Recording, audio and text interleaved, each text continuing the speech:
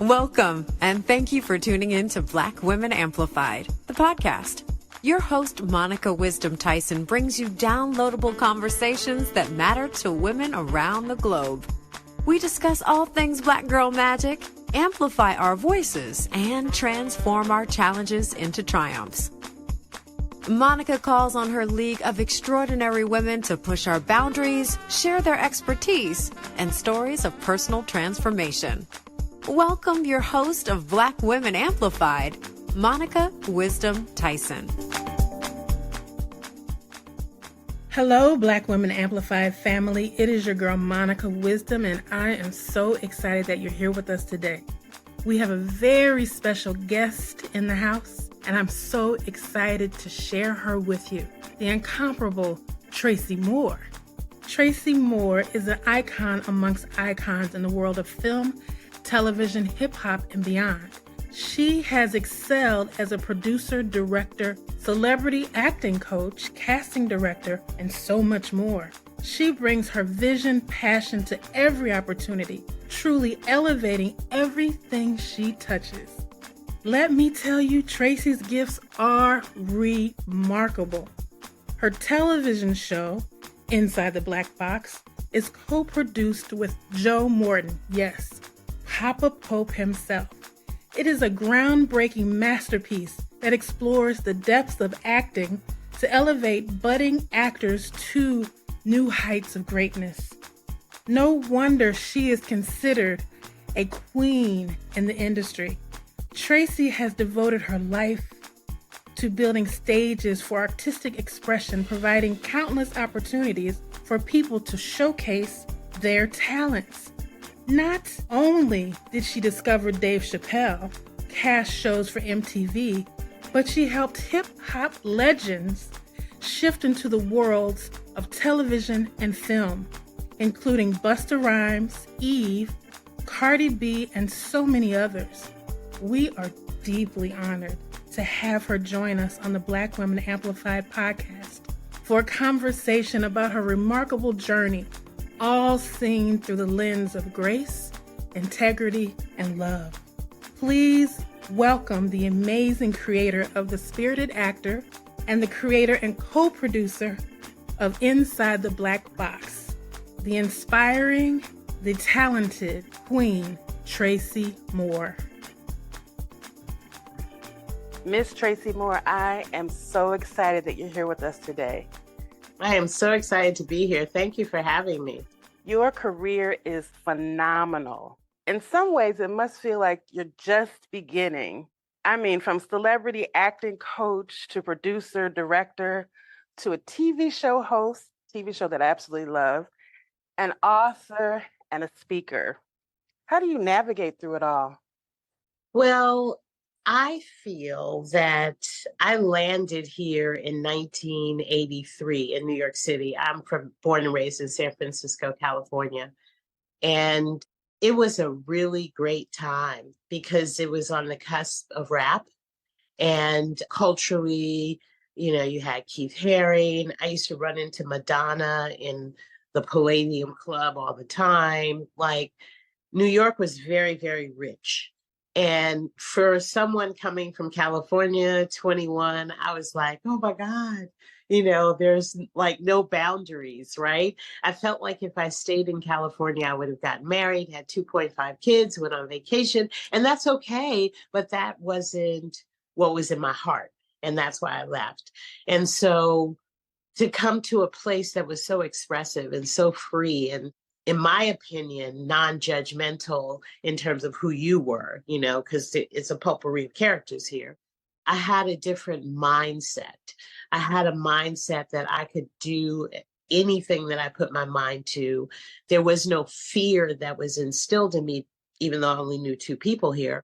There was just this desire and passion to just create. And that was my mindset when I got here. And then I kept myself open. I wanted to direct right away in theater specifically. And then that didn't happen. So it's like, you have to, especially in the entertainment business, be able to pivot. So I wanted to make sure that I knew every aspect of filmmaking so that maybe sometimes I want to direct, maybe sometimes I want to cast, maybe sometimes I want to coach and have choices rather than that cliche of master of whatever that is. Because there's no limit in terms of creativity and your talent. And, okay, you can only act. When I worked with, as a celebrity acting coach, especially musical artists, they're taking away our roles. Well, it's been going on since Sammy Davis, honestly. Right. Prior to that. You know what I'm saying? And I also feel like that I come from a place of nothing is impossible. I literally remembered yesterday when I was on the plane here coming to New York in 83, and I was like, I can do all things through Christ who strengthens me. I can do it. And I kept saying it like over and over and over again. And I felt like I was well armed when I got off the plane. But then, New York, I grew up in New York. Like I started and began my life in San Francisco, but the root of who I am, it all comes from New York. So let's go back before you hopped on that plane to New York. What is the village that raised you? What was that like in being raised in San Francisco? Because it's one of my favorite cities. It's also a rich, vibrant place. Yeah. With a lot of culture and a lot of movement starting. I'm thinking of Angela Davis and her sister, the Black Panthers. Like you come out of that and then you take that to New York. So what was that environment like in San Francisco for you? Well, for the first 12 years, my parents were married and then they divorced. And I have a brother who's 2 years younger than me and a brother that's 2 years older and then 6 years younger. So I'm the middle only girl. And that was always just those dynamics alone, just the competition aspect. It's like growing up in the late 60s and just my brothers always, who's stronger, who's this? So I feel like that was instilled in me in a very early age, just being around two brothers. And then when you say Angela Davis, like I also lived 10 blocks away from where Patty Hearst was being held captive. My school was a couple of blocks away from Jim Jones's church, and I had friends and family members who went. And my dad's best friend's family perished over in Guyana. And so there's a lot of history that I grew up with as well. And especially Black Panthers, like I was 6 years old and I remember in first grade and the first day and they're like, okay, let's sing the national anthem. And I was like, lift every voice. And they were like, wrong song. You know what I'm saying? So that was my environment. Well, that had to build a richness inside of you that gave you the strength to deal with New York in the 80s.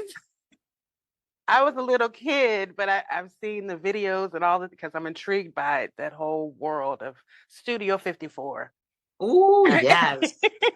And the disco and the beginnings of hip hop and all the things happening at the same time.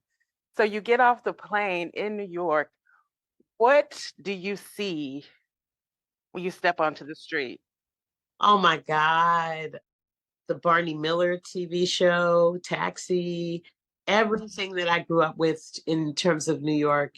Mary Tyler Moore, even though it wasn't New York, it was still winter.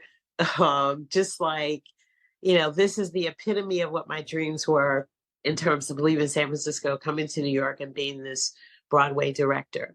That was the goal.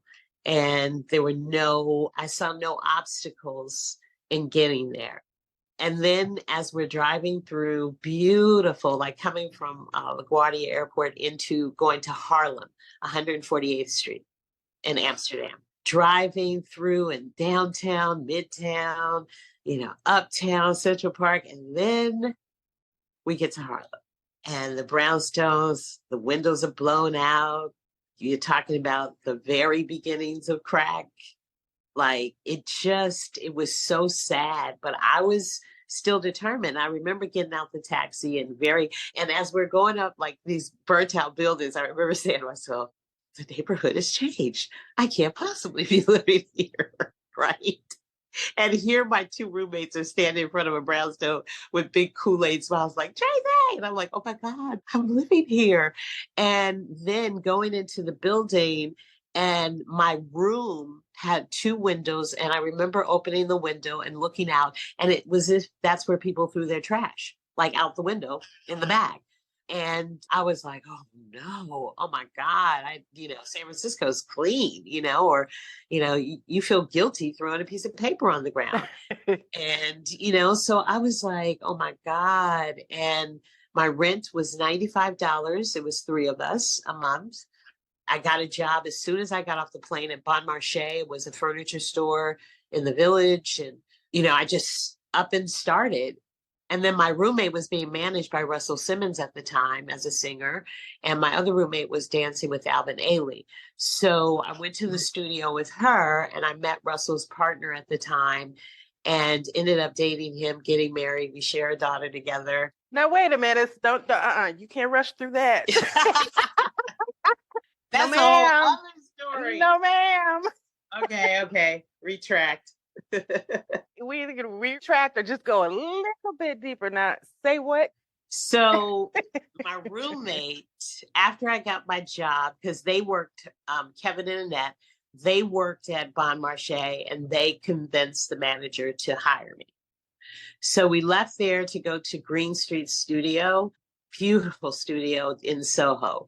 And I walk in the studio with her, and Run DMC is sitting on the couch in their Adidas.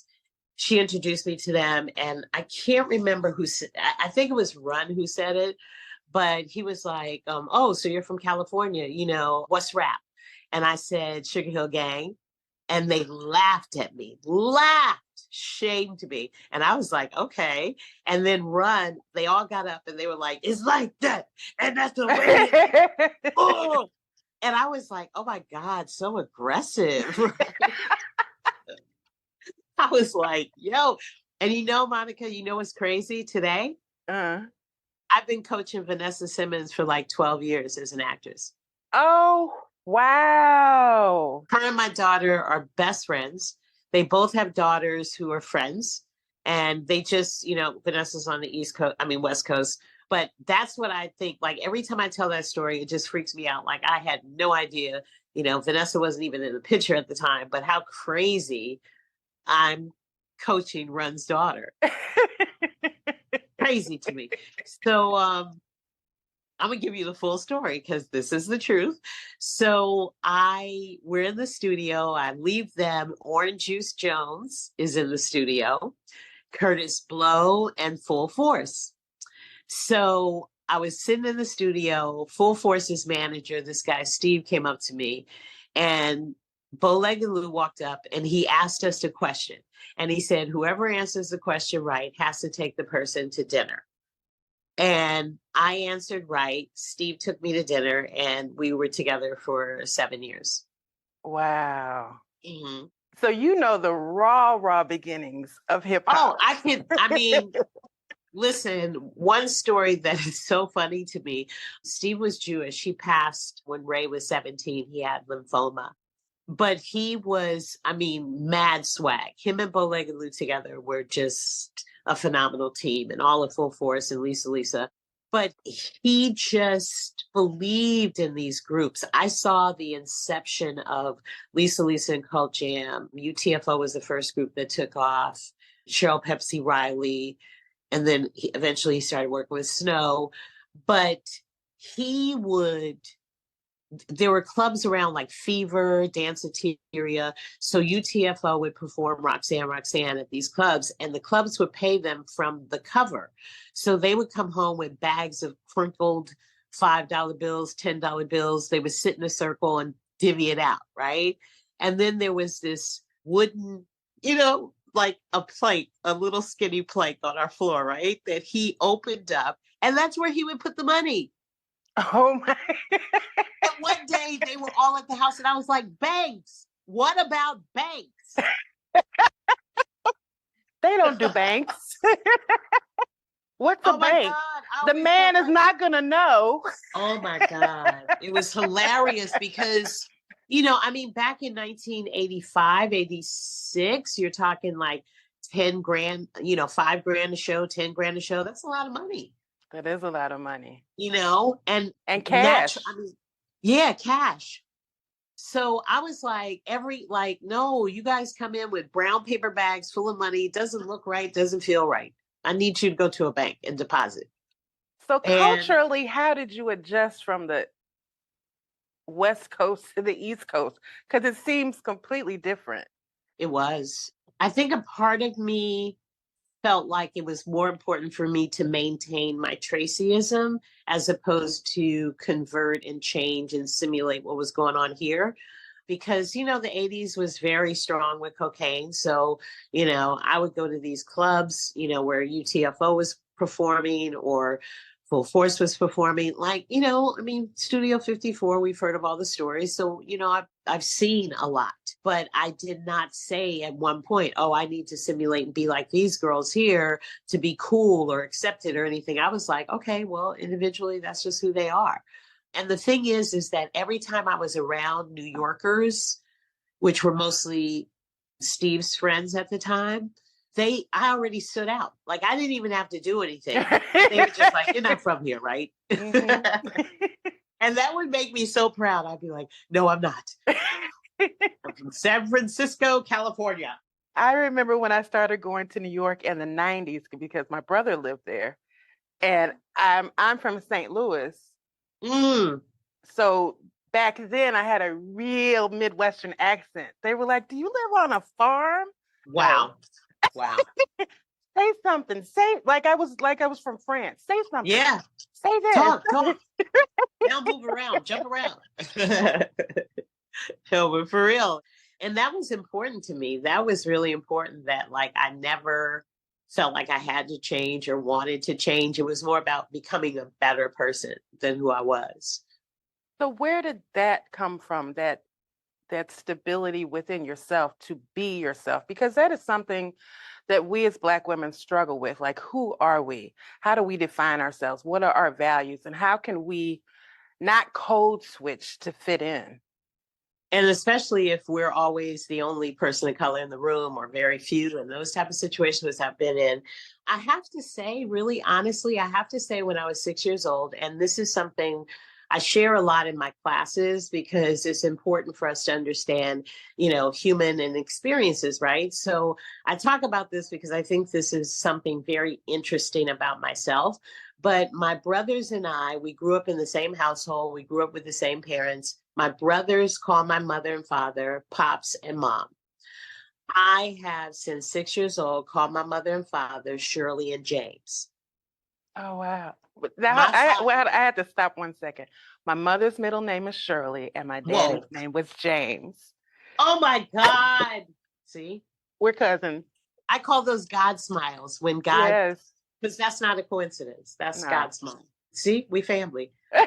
So what happened was nobody at 6 years old, prior to my grandmother, my dad's mother, Big Mama visiting us, nobody had ever corrected me. So I was sitting at the table. My grandmother came and she was like 6'4", size 13 shoe. And she was sitting at the table and she was like, we were eating. And I said, James, can I get 10 cents for candy after school? And Shirley, can I have some more bacon? My grandmother was the first exorcist because her head spun around and she screamed, got up from the table, told my mother and father to come in the living room. And I didn't know my mother and father could get in trouble. And all I heard her was, she was yelling at them, make her call you mom and dad, make her call you, And so at that point I was like, oh, I'm not supposed to do this. And I feel too comfortable. I don't want to call them mom and dad. So when I was out in public, I would have my friends, I would say, hey, Carol, do me a favor. Can you get my mother and my father? Or I would just say, hey, to get their attention. And to this day, my mom is 85 and I still call her Shirley. She sends me birthday cards and says, love, Shirley. Wow. My dad transitioned, but when he was passing, James. And so I say that to say that at 6 years old, I felt like these people were my parents, but they were more of these guides. Like I didn't really, and I'm telling you this, this is what was going on in my head at 6 years old. And I don't know why it was going on, but I was like, yeah, I'll respect them. Yeah, I'll live with them. But, yeah, we're not really. And then my brothers, as we got older, my brothers, they both have green eyes. My dad has green eyes. And I didn't have green eyes. So they would say to me, well, I don't think you're really our sister, you know? And then my mother, I go to my mother and say, can I see my birth certificate? And she'd say, get out of here, Tracey. Stop playing around. Go. And then my brothers would be standing off in the corner, like shrugging their shoulders, like, see, we told you, you know, she doesn't have it. This is me. That's so funny because I had a similar experience growing up because my mom and my brother had straight hair. And my hair looks like it comes from the motherland all the way through and through. So I would ask my mom, are you sure I'm your kid? They were lighter skin, I'm brown skin. I was just, and my brother would say, I don't think so. Why? Yes. Why? That's traumatizing. Torture. It is sibling torture. Boys love to do it. They do that. Yeah. My brothers tortured me. And, you know, I think subconsciously I questioned it, but I never believed them. But I think at 6 years old, something happened in my life that made me feel like, you know, like I had this armor, like I had something, there was something different about me in terms of school. Like I went to Catholic school for 12 years. And so I would always question, like that was super catechism back then. So if you questioned, you didn't have faith, you'd get punished. So I was always in the corner with the dunce hat, red dunce hat, with one leg up and holding a huge green Bible. I mean, a red Bible, because I questioned Immaculate Conception. I questioned purgatory, everything. So I've always been that type of person. And I think that I know that now in being older, that my mother, she's a very, very, very, very strong woman. She was born in the 40s in Clark, Louisiana, and something happened with her family that she has never disclosed to us, but I feel some trauma. And she just I think in 85 years, I've seen my mother cry 4 times. Oh, wow. And definitely maybe 5, but not a lot at all. I could definitely count and recall the incident. So, you know, and then growing up, like 2 generations sharecroppers, like, and there was just an intensity that we grew up, like, we heard things like, you got to study hard, you got to be better than these white folks, you got to, like, that was something that was a constant mantra in pushing us to be better, be the best, knowing we were. So all of that, I feel like I got from her. And my dad, he was the most positive person that I ever knew. And I definitely know I am my dad's daughter. And I saw my dad angry about 3 or 4 times in my lifetime. Wow. And he was 62 when he passed. Now, where was your dad from? He was from Meridian, Mississippi. And then both of them landed in Portland, Oregon. And my dad, he was the first Black pilot back then. He was in the Air Force. And then he married my mother in Portland. And then he got transferred to Travis Air Base. And then that's when they moved to San Francisco with my brother at the time. And then I was born in San Francisco after that. Wow. Thank you for sharing that. I say that because it is such an interesting, you know, I like to go through the layers of the characters, but even, you know, in going through our characters, I feel like that's like one of the most interesting things about myself. And like I said, even after my grandmother went off, my parents still, and I felt like they were kind of scared of me, like scared to say, listen, Tracey, you have to stop it with this Shirley and James stuff. Because they never enforced it. I can just imagine them pillow talk saying, now, are you going to tell her to stop calling us that? Nope. See? And my father's like, nah, let it go. It's not yeah. So and my mother, because she definitely cared about the Joneses, well, it's not proper and she's not supposed, I just couldn't get with, and I tried. When I tell you I tried, I remember like, Mom, it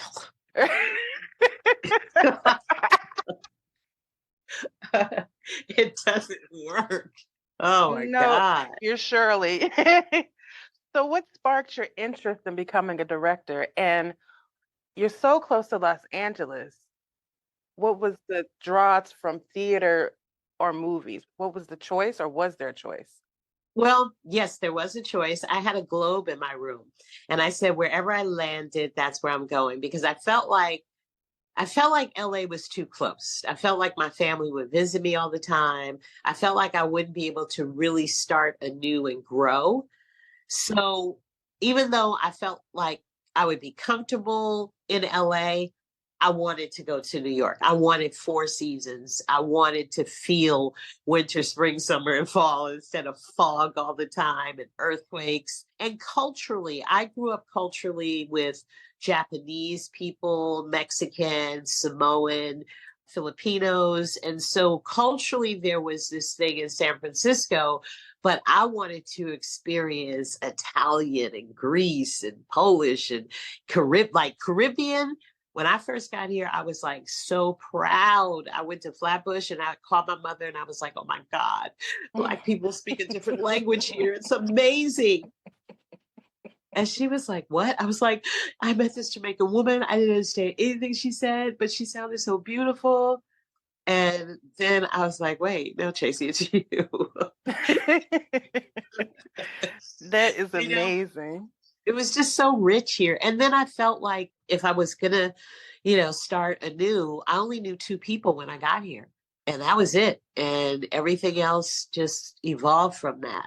So, but to look back now, I would never have changed the decision. I was supposed to be here in New York. Now, how did you transition from directing to becoming a casting director?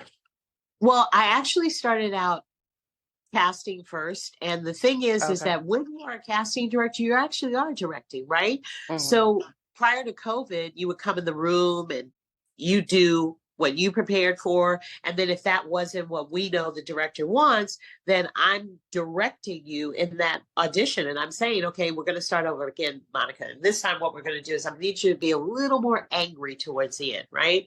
So it evolved in the casting rooms. And then when I got on the set, I was on the road with Buster Rhymes and Eve for 6 years, going back and forth and on different shows. And directors started to approach me on the set, right? And they would say, Tracey, what do you think about this? And I was like, and I would give my ideas, right? I would just be talking. And then we were on a set, and this has nothing to do with Nick Cannon. Nick Cannon, I want you to know I'm not talking about you. I am. Let me just say that first. Howsoever, Buster and I, we were doing a film, and this was way after, like, I hadn't worked with Buster in maybe 5 or 6 years. And he did this film that Nick Cannon directed, King of the Dance Hall. And he also started it playing Buster's cousin. And we shot it in Kingston, Jamaica. And we were on the set. And Nick walked over to me and he said, Tracey, what do you think? And all of a sudden there was this balloon and it said in writing, I think I should be directing if you're asking me what I think. And that's when I made a decision that I'm going to direct. I'm just going to do it. Like, I'm going to do it. I didn't know anything about casting. And I did my research. And then I just started my own company, which is not the way, you intern first and you work with a casting director, then you break off and do your own thing. I just did it. So I started writing short films.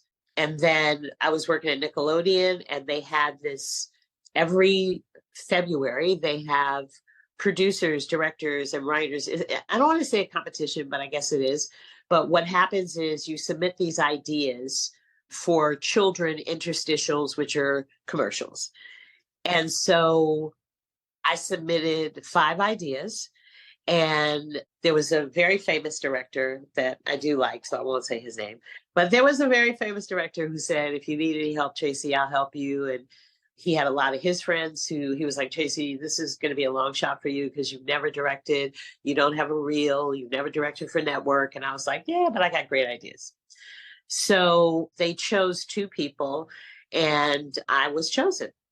And it just lit this amazing fire inside of myself that, I was proud that I didn't listen to the noise and let the noise deter me, because there were other people who were like, hey, I don't know if don't get your hopes up high. And these were quote unquote friends. Mm. And so, and I invited those friends to the premiere and the presentation. And I saw two of them in the back, and I read their lips, and they were like, I can't believe Tracey got this job. How did she do it? How did she do it? And it made me feel like, once again, anything that you want to achieve in this life, if you see the vision, that is a confirmation it is done. You're just working backwards to get there. So here's the vision of me directing. Now I just got to make sure I understand, shots and lights and blah, blah, blah, and make sure, I get a good script, and I have blessed celebrity friends. I cast them. I cast my aspiring actors, all the people that, I know into that. Boom. Now I'm directing. Wow. And it's the same with Inside the Black Box. I've had that idea for 18 years. It wasn't time.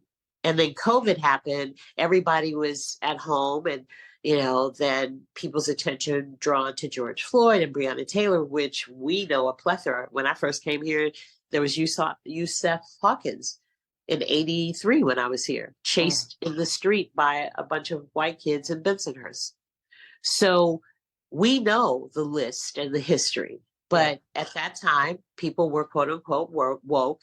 And then Inside the Black Box became relevant at that time, and was a project that gave this platform for people of color to talk about their experiences in this entertainment business that's different than their white counterpart, and give a voice. And we're not coming on to promote, we're not coming on to sell, we're coming on to talk our authentic truth. Yes. And we haven't had that platform. So, Roger Bobb, who was the president of Tyler Perry's company, he was the first producer of the show in 2010 or 12. And then he got a call to do Diary of a Mad Black Woman and never came back to New York. So never. And that was my dude. And then that's my dude. And then in 2016, I was in Atlanta, went to lunch with him, and he was like, Tracey, you should do that show you had. You should do that show. Do the show. And I came back to New York, talked to my friend Cassidy Arkins, a wonderful producer. And she took me to iHeartRadio, introduced me to this guy, Spruce Henry. Spruce said, let me tell my boss, because this is a TV show. I was like, no, it's a podcast. I'm pitching a podcast. And I went to his boss, Dr. Dave Chapelle, and he was like, Tracey, this is a TV show and you're doing it. And I was like, no, I'm comfortable behind the set. I'm good. No. And then Rachel Weintraub, she's one of the original producers of The View. We had worked on one of Oxygen's very first shows when it started with Gayle King. And she was the producer, and I was a talent. And it was called The Crib. And we were on this show talking about children being parent. It was a parenting show, and I was one of her backup singers, so to speak. And it was another mother. So it was right. And that's where I first met Gayle. And so then Rachel and I became cool then. And then she was having a meeting with Dr. Colin when I was in there, and she came in, and I was like, oh my God, we started screaming. And then Dr. Dave was like, oh my God, you know each other? Great. Rachel, Tracey, Rachel's going to help with you develop this show. So Rachel and I would meet at iHeart once a week and, talk about the show. And, I like to say the bones and the structure of the show were already in place. It was just crafting it for TV, crafting it for daytime. That's where Rachel's experience comes in. And also, which was really weird, grooming me as a host when I coach people in media training to be host. And it was weird in the beginning, but I adjusted. So it's all, for me, it's about timing. It's about patience. People said, you never gave up on your dream. Why would I? Why would I? Just because it didn't happen in year 7 doesn't mean it's not going to happen. It just means that wasn't it. And the truth, which I stand on wholeheartedly, is the joy is in the journey. The destination is not what you think. You're going to get to your destination. For me, as selling this show or as actors getting roles, you're going to get there because you've seen the vision. However, joy is, I embrace the no's because we got a no from John Legend's production company. I'm not mad at that. You know, no comment. You're in the right place. When you look back, yeah. When you look back, you're like, yo, that wasn't a bad. And yeah, we're at season. We just finished season 2, and actors are calling us and asking us to be on the show.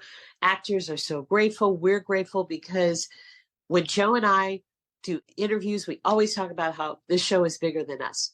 Because for me, the purpose of the show is to create more workable budgets for people of color, for more people of color to be in green light positions, for more people of color to be in writing positions, to use our voice to tell our stories, be inclusive, get more opportunities, And so this is the platform in which we stand. And then the other side is to give these actors an opportunity to showcase their talents in front of eyes that would never catch them.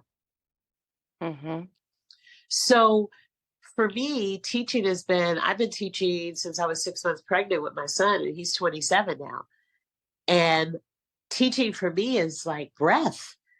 And this is something that I choose to do. And I know that it is, in the bigger picture, this is what my purpose is, because I literally watched and witnessed the manifestation of my dreams and continue to. So I just used that template and presented it, to the actors. So is Inside the Black Box an evolution of the Spirited Actor, or is it two separate entities?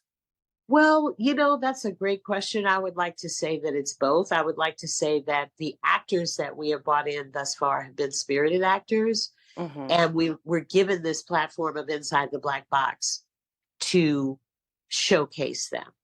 And so I always get stuck here because it's like, I want to identify them. Should they be the spirited actors? Should they be Inside the Black Box players? I don't know. But I feel like the representation thus far of the spirited actors has been stellar. And so I like to just have bragging rights to them. I think you should keep it because it's your thing. And, it is done. If you have rocked it and you have built it out, just keep it separate, but together. It's like a marriage. Right. It's like a marriage. It's like a marriage. So you're confirmation, and I'm going to go with that. You are confirmation. Elsa, thank you, Elsa, for introducing me. I'm so grateful for this platform, and you, Monica, just thank you for this opportunity.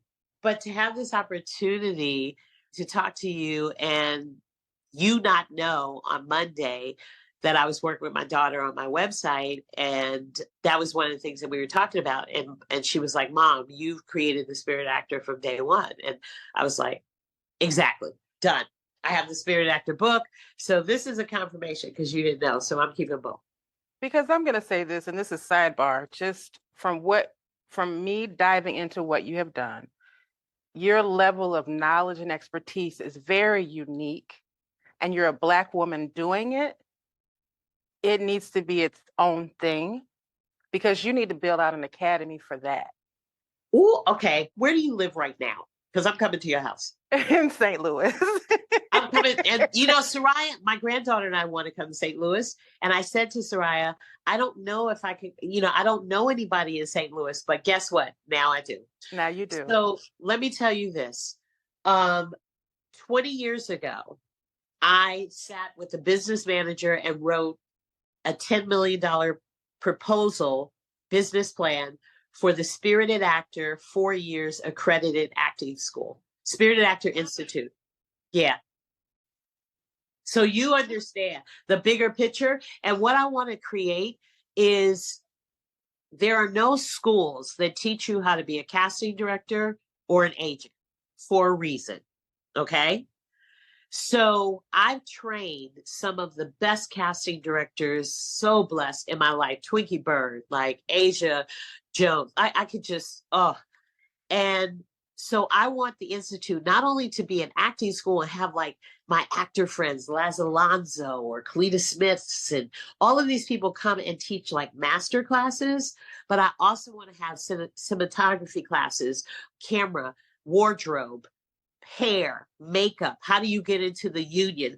And I drew out this 4-level building, but the backyard, I want the landscape to be Japanese, and I want it to be peace, like a retreat. So you go there before an audition, you go there after an audition. Like I want it to be this community of family that actors, spirited actors, have accessibility, whether you've graduated or not, to this community.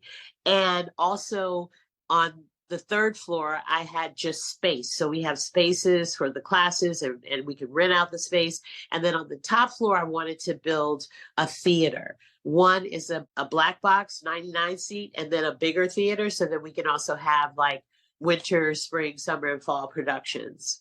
It sounds like you need to go to the South and buy a school that has a theater in it with land. Yeah.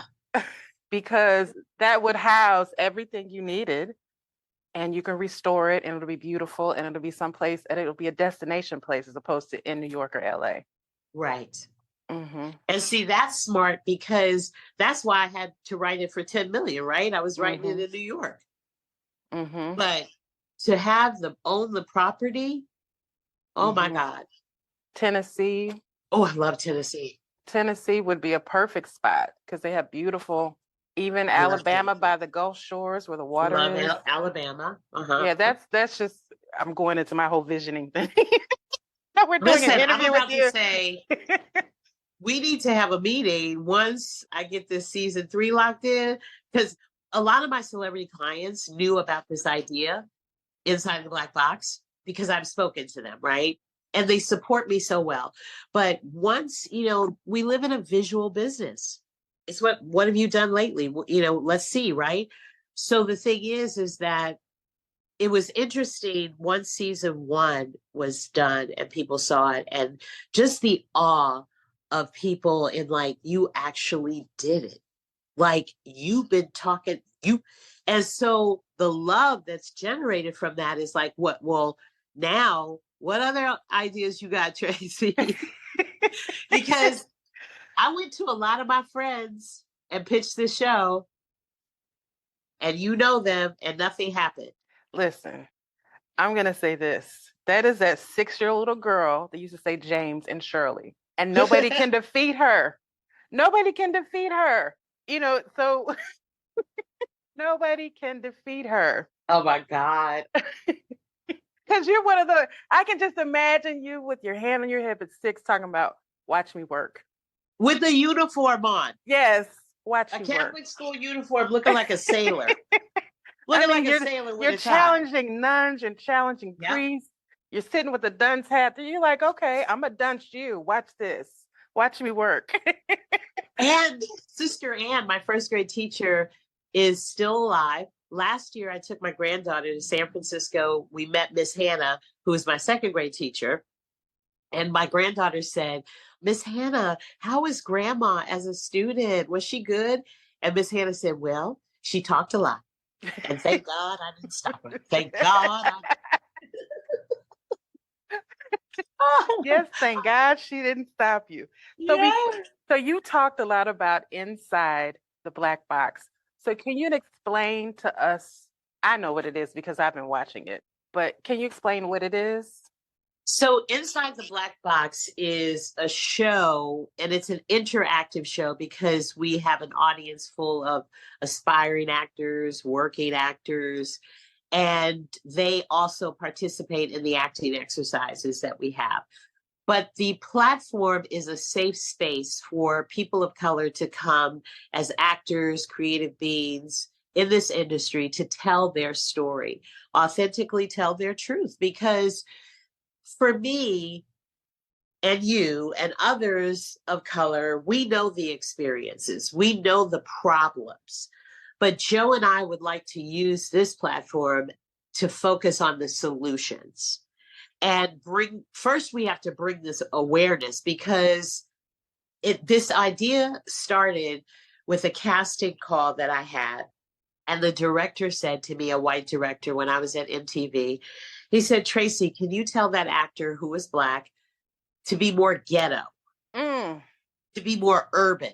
And then he started to snap his fingers and like be more jive, right? Totally offbeat, totally offbeat. So I said, I don't understand what you're saying. He said, Tracey, tell him to be more urban. And I said, I don't know what you're talking about. And I would never know how to articulate that to somebody, because basically what you're saying is, I need you to out-Black yourself. So that was really the trigger for me. Like, we need to talk about this because, and then, there are instances where people do not think or have a filter from the thought and then filter. And then I'm saying, a lot of people don't have filters. So I would be in a meeting in a company, and someone would say, like, after I spoke, oh my God, Tracey, you're so articulate. You speak so well. And I'm like, well, did you expect mumbo jumbo? Like, I'm confused. And then I would say, that's not a compliment. It's actually an insult to tell me that I speak so well and articulate my words. So, and then, other friends of mine, talking about one of my dear friends who I love to death.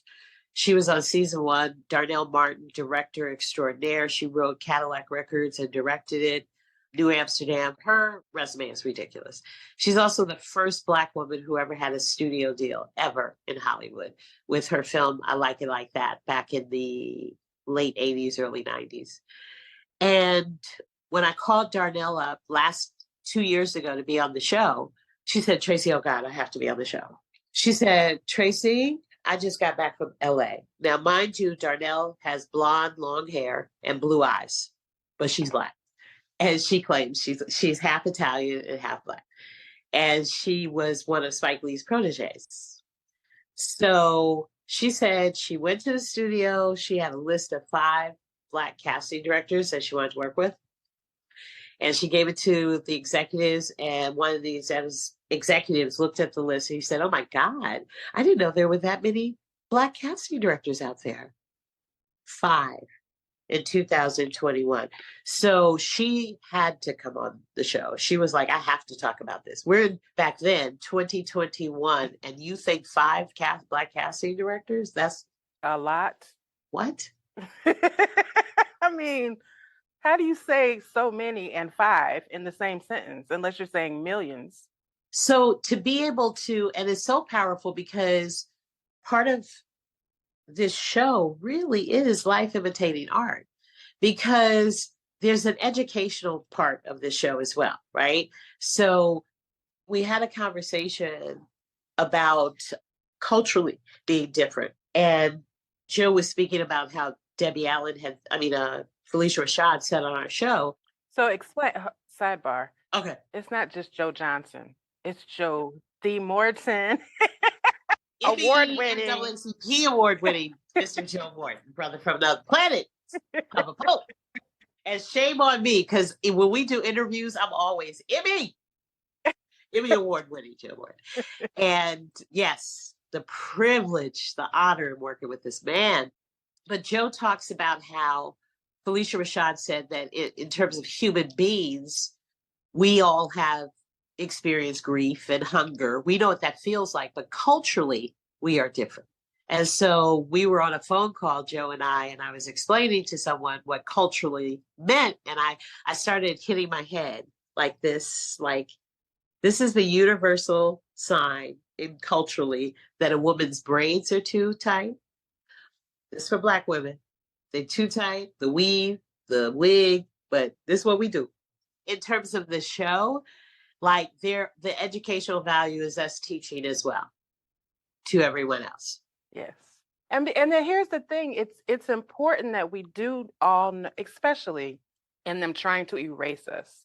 When you look at what's happening with the Oscars and the Golden Globes, yes, and the educational system, they continuously try to erase us physically, not necessarily our contributions, but us physically.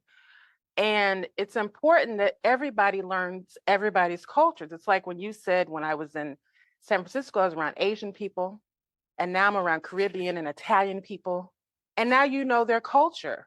So you can distinguish things. Oh, they didn't mean it like that. It's just a cultural thing. Right. And that, I think it shuts down a lot of ignorant conversations. Exactly. When you're like, oh, okay, that's a cultural thing. Exactly. That's a cultural difference. That's not this. That's this. So I think it's important that you're able, through your show, to show people our culture. Yes. In such a magnificent way. I mean, I could have a whole nother hour just about this show, because it is, for me, I'm a non-actor. I'm not in the business, but I was taking notes. Oh, I was taking notes because I said, this is about life. Yeah. You know, like when you all pull out the black box and you pull out a prop. Yeah. I was like, okay, so this is a prescription bottle. That's all that it is. It's just information. Yep. And you have words on the page. That's just information. What you do with those two items is up to you. I was like, shut up. This is like life class. You know what's funny? When I first started teaching, my first class, I had 3 people. And then blessed, like in my 5th year, I had waiting list. But people would come to my class and they would say, oh my God, my friend told me that you're a life coach. And, you know, back in like the, 90s, like life coach, what's that? Right. And I was like, no, I'm an acting teacher.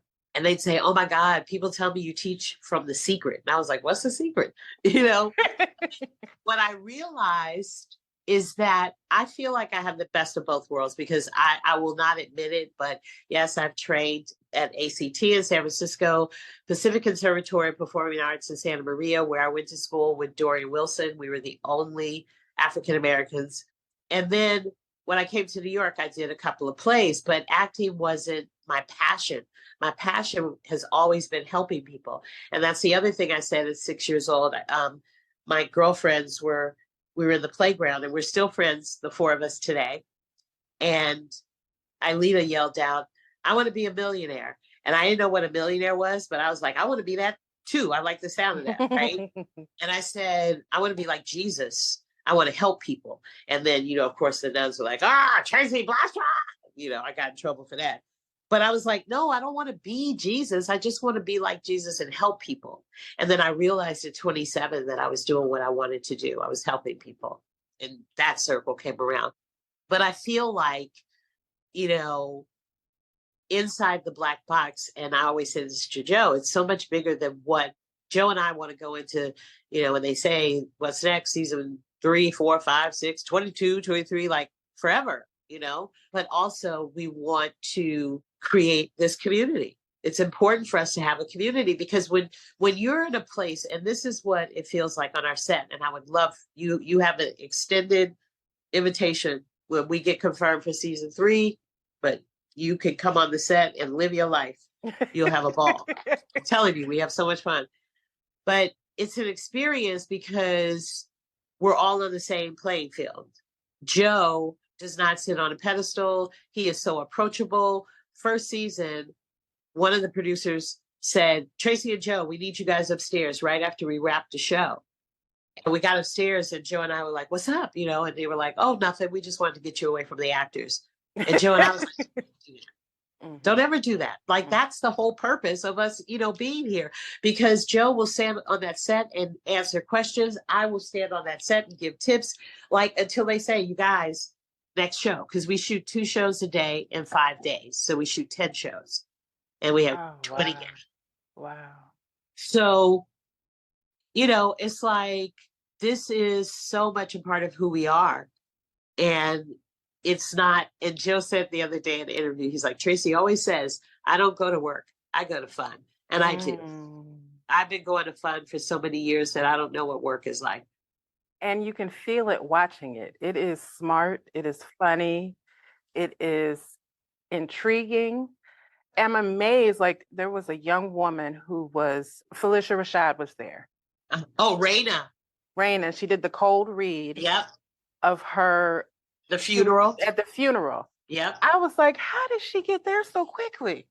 She had me crying. And I was like, how did she? I would have been so, I mean, I'm not an actor, so it's not my world. And I'm sure she studied her craft. Yeah. But to be able to access that level of emotion, like in an instant, that was genius. Well, I work with Raina. She works with a couple of my friends as well. Yolanda Hunt, who is our casting director on the show, but she's also she's a casting director and teacher. So Raina, I was sitting on that stage and I kept hearing like little sniffs, and I turned and Felicia Rashad was crying. And I was like, oh, I'm done. I'm done. And then the first thing she said when she ended, she was like, oh my God, I made Miss Huxtable cry. It was just amazing. But Raina, so proud. I mean, I can't even tell you how proud I was of her, because that was first season. These actors didn't know what the show was about. Like, we didn't, do like a tutorial or anything before the show with them.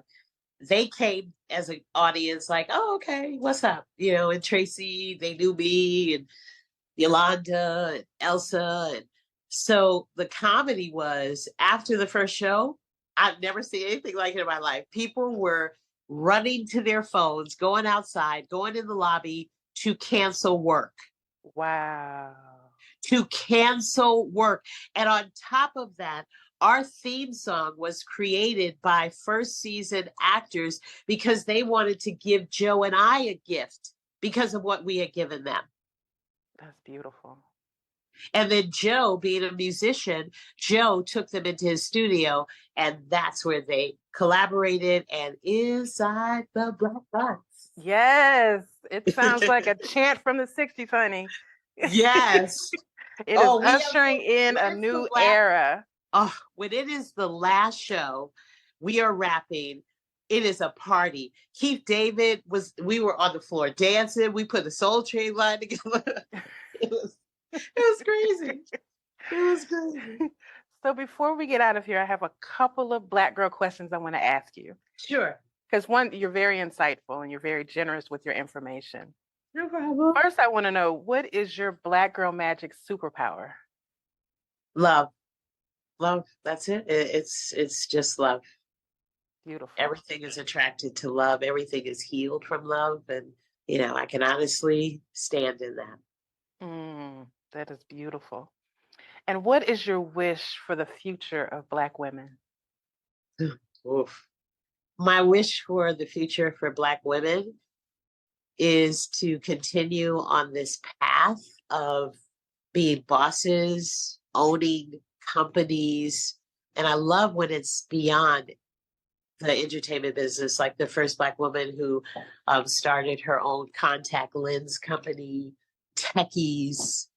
However, in that journey of obstacles and challenges and hurdles that instinctively and intuitively that you can move through and get past, never lose sight of the woman inside of you, the person inside of you.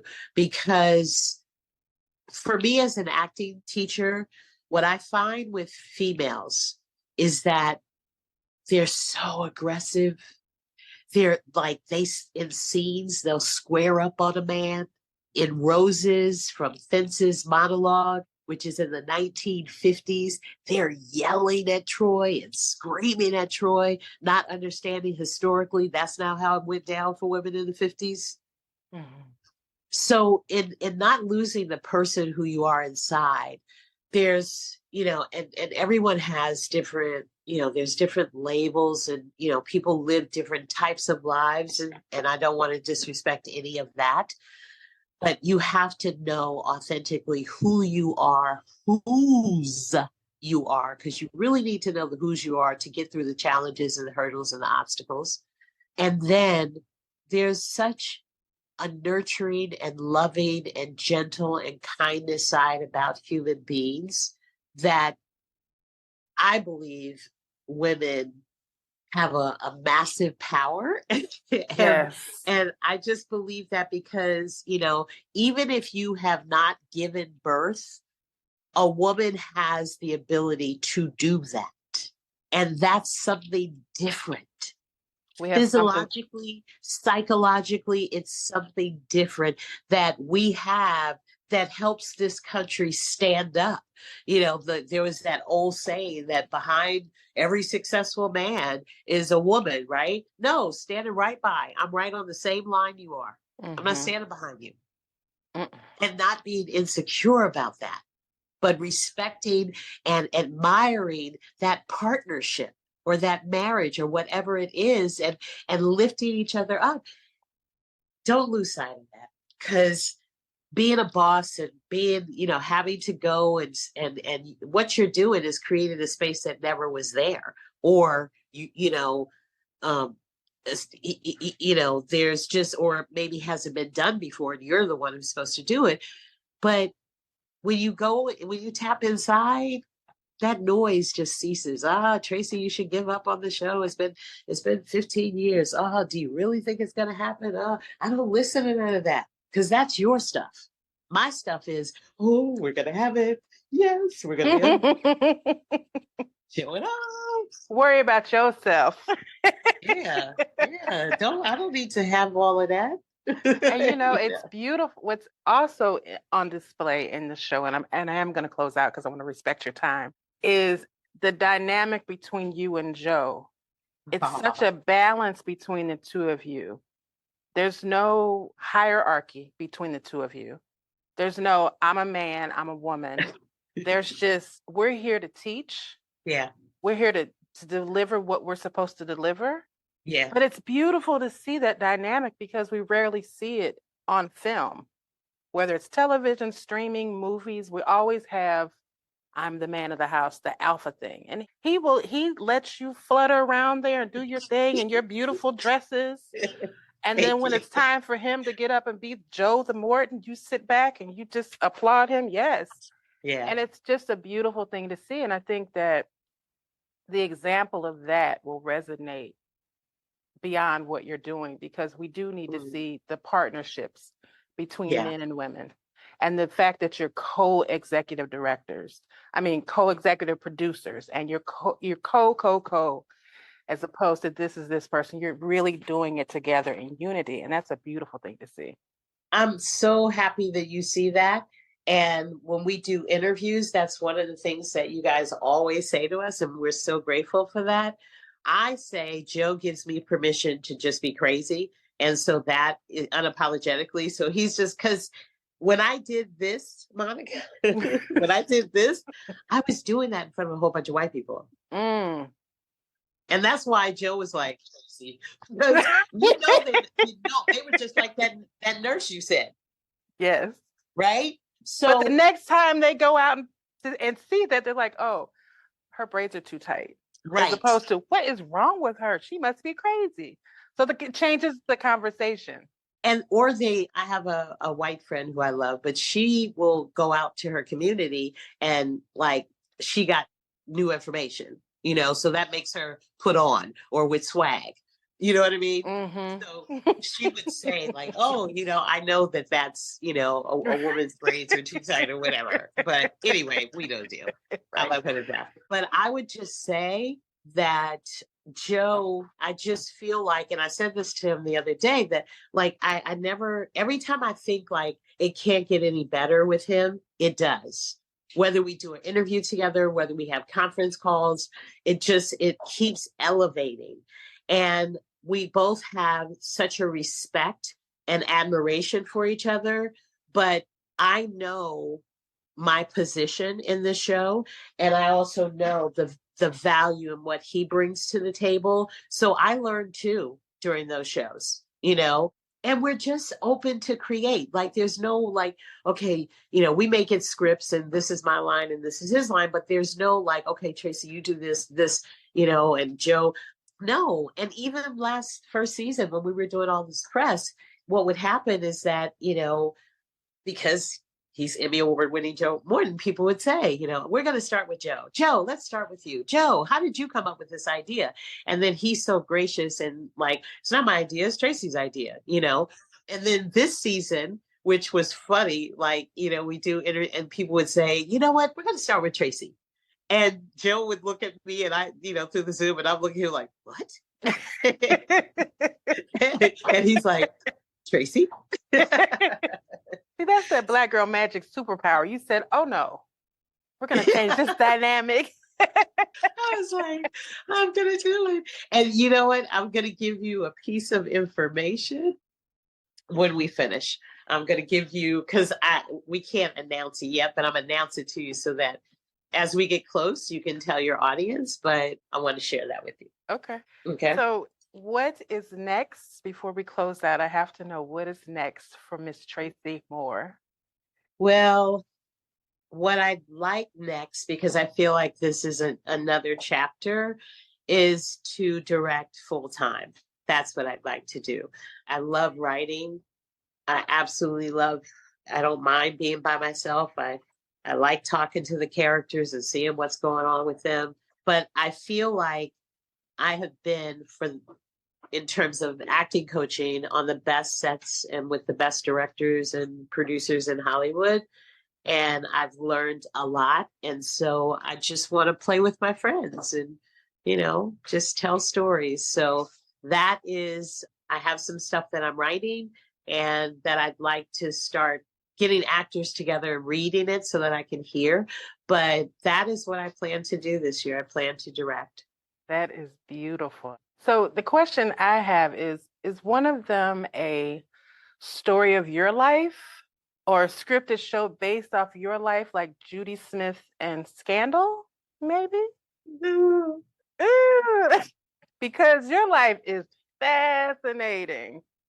I wrote, like, in the early 90s I was working on New York Undercover, which provided me a salary that I could pay my bills and my first check and then just relax and not necessarily relax, but I could write. I have more time to write.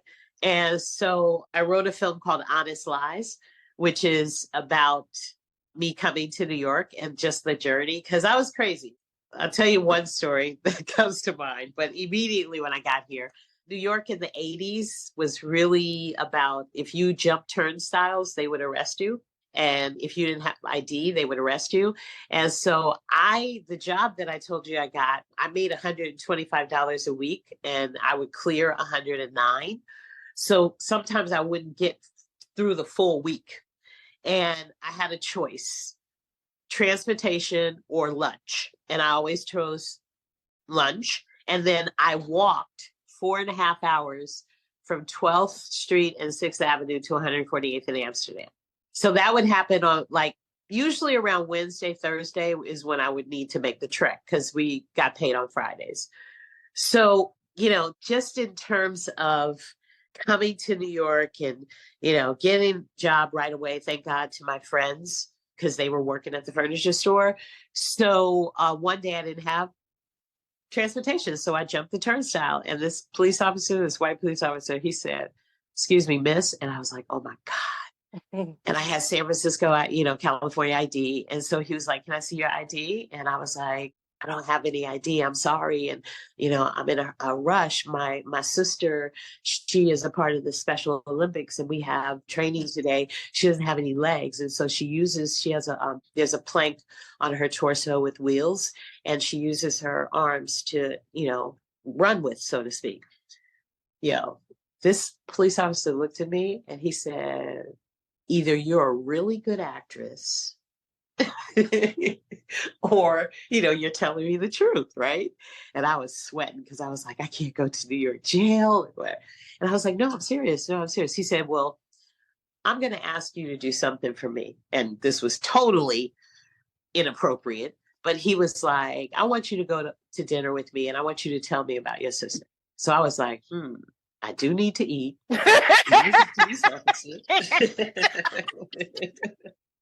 And I went. I met him at this Italian restaurant, Little Italy, and I told him about my sister. I created this. And he was just like, "There's something about you. There's just something about," he was like, "I really want to believe you, but I don't know, but this sound." And this is the crazy part. After that, I never, ever saw him at that train station again. It was crazy. And it was so much fun. We actually had a really good time. He dropped me off. He was very nice. There was one funny thing. right before we get to my house, he was like, Tracey, can I ask you a personal question? And I was like, yeah. He was like, do you smoke weed? And I was like, oh, no. I would never participate in smoking weed, right? And he leaned over to his glove compartment. He was like, too bad, because I just made a bus the other day and he had all this weed. And I did. So I was like, oh, I could have brought weed for my friends, but it was crazy. Like, those are like in my film. Those are the kind of stories that are in my film that are so random and bizarre like that, but these are the characters. And this was the journey of being here in New York. So your life will be in your movies that you create. Yeah, I'm because, my family's crazy too. I got to expose them. Just tell it all. And then I'll say to them, it was acting. It wasn't real. That wasn't you. I just made it up. So exactly. How can people watch Inside the Black Box? People can watch Inside the Black Box by downloading Crackle TV app for free and then just binge on season 2. Our numbers are moving up quickly and steadily. So yes. It's I'm telling you, it's once you start getting into, I literally was, okay, well, let me watch one episode so I know. And then the second one, I was like, Debbie Allen, I have to watch that. It's like 2 a.m. Wait a minute, Jeffrey Wright? Oh no, I have to watch this. One eye open. Listen. Wait, I want you to come season 3. So once we get the official green light, I'm going to let you know. But the guests that are the people that are calling us now, I mean, I'm overwhelmed.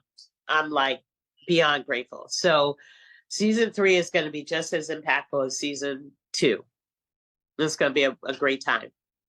I really want to say thank you for your time and sharing your stories. This has been a true joy. That's why I love doing this. Because I know that there are women like you who the world doesn't see, but you have something special that you're contributing every day. And you have an open space here if you want to talk about anything else ever. I will. Thank you, Elsa, for connecting us. Yes. And I will definitely spread the word about Inside the Black Box because it is worthy to be seen and heard. Thank you again, and I appreciate your time, and thank you for joining the Black Women Amplified podcast. Thank you so much. You are so wonderful, and I will do it again anytime. Definitely. Have a great and amazing day. You too. Thank you, Monica. Thank you for listening to Black Women Amplified. We hope you enjoyed the show. Be sure to subscribe and log on to blackwomenamplified.com for more information. Keep shining.